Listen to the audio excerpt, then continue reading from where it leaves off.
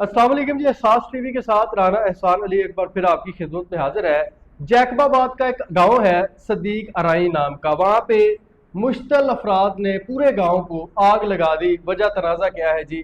उस गांव के रहायशी एक नौजवान ने किसी सरदार की बेटी से पसंद की शादी की थी घर से भाग के, और उसके बाद सरदार जो है वो मसल्ला होकर आए और उन्होंने पूरे गांव को आग लगा दी। एक भी घर नहीं छोड़ा और वहां पे मौजूद सामान जो है वो जलकर खाकस्तर हो गया।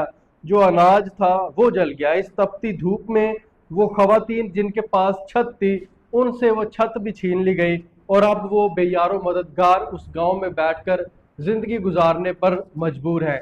बताया जा रहा है कि तकरीबन 400 अफराद थे जिन्होंने हमला किया इस गांव के ऊपर उस वक्त जब इनकी बेटी के साथ शादी की इस गांव के नौजवान ने। और उन्होंने ये कहा कि क्यों ना इस शख्स की सजा बजाय कि इसके वालिदैन को, इसके पूरे गांव को ये सजा दी जाए, ताकि आइंदा इस गांव का कोई भी नौजवान इस तरह की हरकत ना कर सके।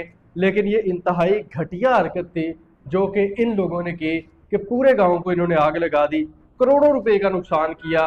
वो लोग इंतहाई गरीब लोग हैं जिन लोगों के घरों को नजर आतिश कर दिया गया। सिर्फ एक शख्स की सजा पूरे गांव वालों को दी गई, और ये इंतहाई अफसोसनाक वाकया है। जराए बताते हैं कि कई घंटे तक वहां पे आग लगाने की ये कार्रवाई की गई, लेकिन इसके बावजूद भी कोई उनको रोकने वाला नहीं था।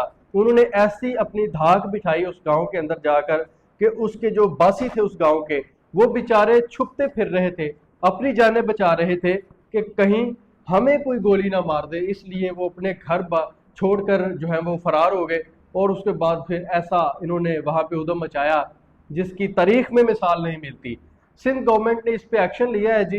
दहशत गर्दी का पर्चा दर्ज कर लिया है उन लोगों के खिलाफ जिन्होंने ये कार्रवाई की है, और 5 अफराद को गिरफ्तार भी कर लिया है।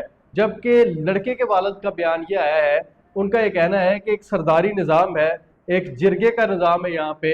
अगर ऐसी कोई सूरत हाल थी तो मेरे साथ वो सारा मामला करते, मेरे गांव वालों को सजा देने की क्या ज़रूरत थी। जबकि लड़के के वालिद ने यह भी कहा कि मैंने लड़की वालों से मोहलत मांगी थी कि मुझे 2 4 5 घंटे या एक दिन की मोहलत दो, मैं आपकी बेटी अगर मेरे बेटे के पास हुई तो ज़रूर वापस करूंगा।